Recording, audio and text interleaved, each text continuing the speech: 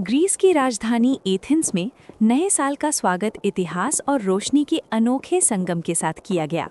बुधवार रात प्राचीन एक्रोपोलिस की पहाड़ी के ऊपर आतिशबाजी ने आसमान को रंगों से भर दिया और 2026 के आगमन का जश्न मनाया गया। रंग बिरंगी आतिशबाजी की रोशनी में पार्थेनॉन सहित ऐतिहासिक स्मारक जगमगा उठे। हजारों लोग सड़कों और चौकों पर जमा होकर नए साल की उल्टी गिनती के साथ इस खूबसूरत नज़ारे के गवाह बने। हालांकि इस बार एथेंस में नए साल का जश्न अपेक्षाकृत शांत रहा। शहर के मेयर ने पहले ही घोषणा की थी कि पर्यावरण के अनुकूल और कम आवाज वाली आतिशबाजी का इस्तेमाल किया जाएगा।